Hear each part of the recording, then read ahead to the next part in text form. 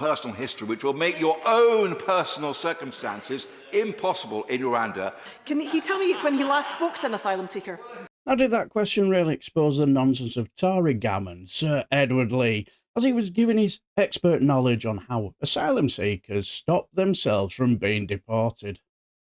It's so simple. You can manufacture some spurious opposition to the Rwandan regime. You could do a tweet. Even I can do a tweet. You can do a tweet in... You can do a tweet in...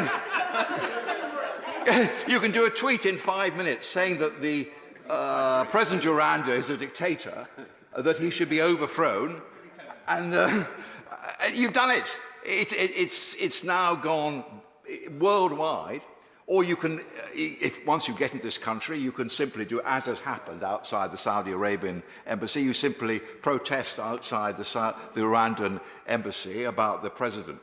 You can so easily concoct a spurious reason why, whilst Rwanda generally may be a safe country, for you personally, because what of you have done, demonstrated, tweeted, you cannot be sent there. And this will clog up our whole judicial process. And we've already heard from my right honourable friend for Newark that in the month of August you may be having hundreds of crossings every week. Every single claimant will take his case to the tribunal. It will have to be heard. There will have to be appeals. I cannot see how any of these people are actually going to be put on these flights by next October, when there may be a general election. Or then there may be a very small number, but given the nature of the judicial process and the right to appeal and the ease with which you can concoct a history of opposition to the Rwandan regime, I don't think anybody is actually going to be put on a flight. Or you can concoct so easily a history of mental illness. It's so subjective. It's easy enough to find a doctor to sign a medical certificate saying that you have a history of mental illness. It's easy to concoct a personal history. For instance, if you come from Iran, that you allege that you are gay, for instance. Again, no tribunal will export you to Iran if you say that you are gay. And so, if you come from Iraq, you can say that you are an activist Christian, whether you're not or not.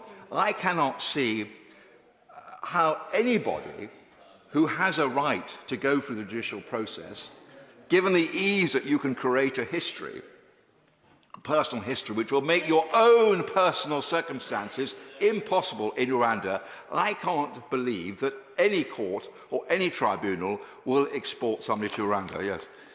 He's talking quite ridiculously about people concocting stories, and I feel that he is perhaps concocting one himself.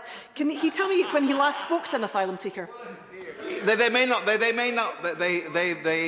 not concoct it. It may be entirely true. We don't know. But what we do know is that every single person who arrives in Dover will say, and we all know this is true, every single asylum seeker will say that they cannot be sent off to Rwanda because of their own personal history, and every single one of us would do the same thing. Yes, in gammon face, Edward Leigh's pickled brain, that's what we all would do. Send a tweet, in the slight hope it will go viral and upset the leader of Rwanda. In Lobster Boy's drunken haze, if he was threatened with deportation, he would just say, "I'm gay." What a great question, because let's be honest here, if he had met some asylum seekers, he would have just rolled off his experiences with them, wouldn't he? But he didn't. And why would he? Cannot vote, as far as I remember, so why would he want to meet them? But anyway, well done, Alison Thewliss. But what do you guys think? Let me know down below, my friends, and take care.